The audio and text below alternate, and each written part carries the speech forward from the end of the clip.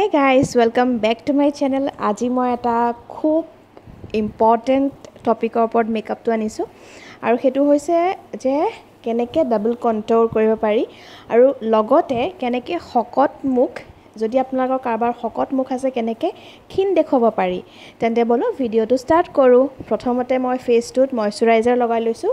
এইটো মোৰ একদম ফেভৰেট ময়শ্চাৰাইজাৰ লোটাছৰ হয়। আপোনালোকে আপোনালোকৰ ওচৰত যি ময়শ্চাৰাইজাৰ থাকে তাকে লগাই ল'ব। তাৰপিছতে প্ৰাইমাৰ লগালোঁ মই NY বেৰ আৰু তাৰপিছতে মই লগাইছোঁ এইটো ইলুমিনেটৰ লগতে অকণমান ড্ৰাই ফিল কৰাৰ কাৰণে মই চিৰাম অলপমান লৈছোঁ গুড ভাইবছৰ হয় ৰ'জ হেপ চিৰাম। তাৰপিছতে এডাল ব্ৰাছ দি পেলাই মই ধুনীয়াকৈ গোটেই ফেচটোতে এইটো এপ্লাই কৰি ল'ম। এইটোৱে মানে খুব ধুনীয়া এটা গ্ল' আনে যদি আপুনি ফাউণ্ডেশ্যনৰ আগত এইটো লগায়। ফাউণ্ডেশ্যনৰ ওপৰতো আমি হাইলাইটাৰ লগাওঁৱেই, কিন্তু এইটো এটা টিপছ হয়, গতিকে এইটো ফ'ল' কৰিব আৰু খুব ধুনীয়া গ্ল' পাব।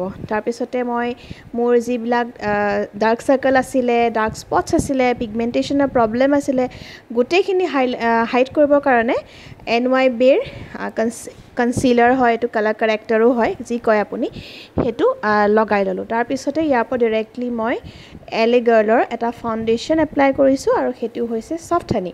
এইটো HD ফাউণ্ডেশ্যন হয়, গতিকে গৰমৰ দিনত HD মানে মেকআপ কৰাটো খুবেই প্ৰয়োজন, যিহেতু বহুতৰে ঘাম ওলায়।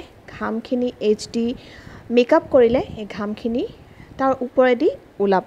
মেকআপটোত কোনো ধৰণৰ বেয়া নকৰে মেকআপটো আচলতে।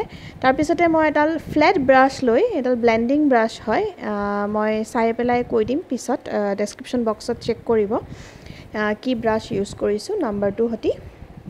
তাৰপিছতে মই আজি ফাৰ্ষ্ট টাইম মই কণ্ট'ৰ কৰিছোঁ। এইটো NY বেৰ এটা কণ্ট'ৰ ষ্টিক হয় আৰু এইটো এনেকৈ ধৰণে এপ্লাই কৰি লৈছোঁ আৰু আপোনালোকে মই যেনেকুৱা ধৰণে এপ্লাই কৰিছোঁ, যোনটো এৰিয়াত এপ্লাই কৰিছোঁ সেইটো ঠাইত ফাৰ্ষ্টতে এপ্লাই কৰি ল'ব। এইটো ক্ৰীম কণ্ট'ৰ হয়, ঠিক আছে। মই ক্ৰীম কণ্ট'ৰটো ইমান এটা মানে ভাল নাপাওঁ বা মানে লগাই মই ইমান কমফৰ্টেবল নাপাওঁ, কিন্তু আজি মই স্পেচিয়েলি ভিডিঅ'টো বনাইছোঁ এইটো কাৰণেই যিসকলৰ মুখত ফেটছ আছে, যিসকলে নিজৰ ফেটছখিনিক মানে মেকআপৰ জৰিয়তে লুকুৱাব বিচাৰে, তেওঁলোকে এইটো ফৰ্মুলা এপ্লাই কৰিব। ফাৰ্ষ্টতে ক্ৰীম কণ্ট'ৰ এনেকৈ লাইনবিলাক পাৰি ল'ব, তাৰপিছতে ব্ৰাছৰ সহায়ত এই ধৰণে ব্লেণ্ড কৰি দিব আৰু যেতিয়া গালত লগায় তেতিয়াহ'লে কেতিয়াও তললৈ ব্লেণ্ড নকৰিব, সদায় ওপৰলৈ। তাৰপিছতে মই পেকৰ এইটো ট্ৰান্সলুচেণ্ট পাউডাৰ হয়, আপোনালোকে যিকোনো ব্ৰেণ্ডৰে ভাল ব্ৰেণ্ডৰ খালী ট্ৰান্সলুচেণ্ট পাউডাৰ ল'ব আৰু গোটেই ফেচটোতে য'ত য'ত ফাউণ্ডেশ্যন লগাইছে চবতে ধুনীয়াকৈ লগাই এইটো মেট কৰি ল'ব।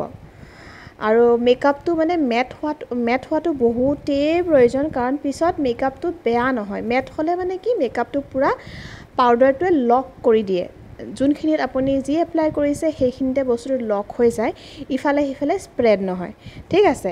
তাৰপিছতে মই এপ্লাই কৰিছোঁ এইটো মেকআপ ৰেভলিউশ্যন এখন সফিক্স পেলেটৰ এটা চকলেট কালাৰ আৰু মই এইটো ডাইৰেক্ট ক্ৰিজত এপ্লাই কৰিছোঁ আৰু এনেকুৱা ধৰণে আপোনালোকে ক্ৰিজত এপ্লাই কৰি ল'ব আৰু ধুনীয়াকৈ ব্লেণ্ড কৰিব যাতে কোনো ধৰণৰ হাৰ্ছ লাইন ৰৈ নাযায়, নহ'লে বহুত বেয়া লাগে আই মেকআপটো দেখিবলৈ। গোটেইখিনি মানে তলৰ পৰা লিডত যেতিয়া ডাৰ্ক হ'ব ওপৰলৈ লাহে লাহে লাহে লাহে বস্তুটো পাতলা হৈ ওলাই যাব লাগে, কালাৰটো লাইন হিচাপত থাকি যাব কেতিয়াও নালাগে। তাৰপিছতে মই অকণমান ডাৰ্ক শ্বেড এটা, এইটো কফি কালাৰ বুলি ক'ব পাৰি, এইটো কফি কালাৰটো মই আউটাৰ কৰ্ণাৰত এই ধৰণে লগাই দিছোঁ, যাতে শ্বেডো ক্ৰিয়েট হয়, ঠিক আছে। এটা শ্বেডো এটা ক্ৰিয়েট হ'বৰ কাৰণে অকণমান মই আউটাৰ কৰ্ণাৰত লগাইছোঁ, ভিতৰৰ ফালে কিন্তু মই লগোৱা নাই হা, ঠিক আছে। এতিয়া মই মোৰ ৱাটাৰ লাইনত এডাল জাম্বো পেঞ্চিল হয় NY বেৰ ব্লু কালাৰৰ, এইটো মোৰ বহুত ফেভৰেট হয়, কাৰণ অলপো স্প্ৰেড নহয়, মানে স্মাজ নহয়, বস্তুটো যেনেকৈ লগাওঁ তেনেকৈ বহুত দেৰিলৈকে থাকি যায়, লং লাষ্টিং হয়। তাৰপিছতে মই আৰু লং লাষ্টিং কৰিবৰ কাৰণে ইয়াৰ ওপৰতে ব্লেক আই শ্বেডো লগাই দিছোঁ।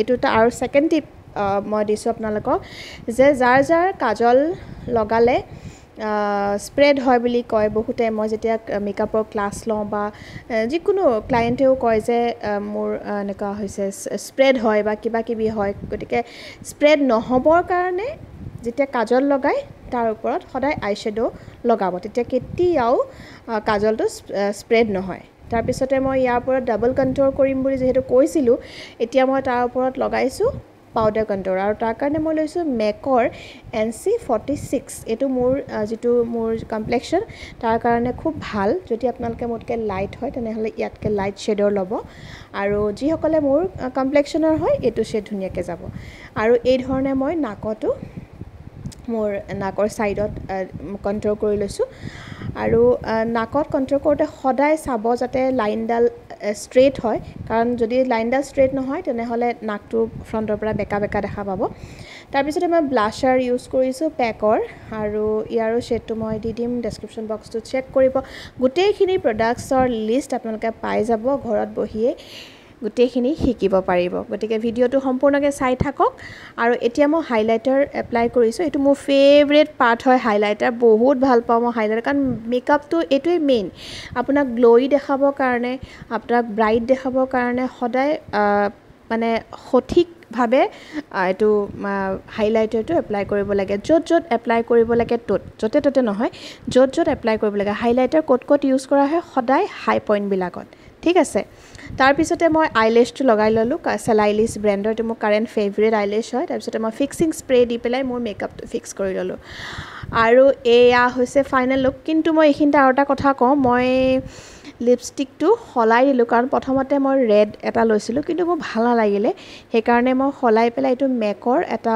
লৈছোঁ অল ফায়াৰ্ড আপ বাছ হৈ গ'ল ভিডিঅ'টো চাই কেনেকুৱা লাগিলে জনাব যদি ভাল লাগিলে তেনেহ'লে চেনেলটো ছাবস্ক্ৰাইব নকৰাকৈ একেবাৰে নাযাব বাই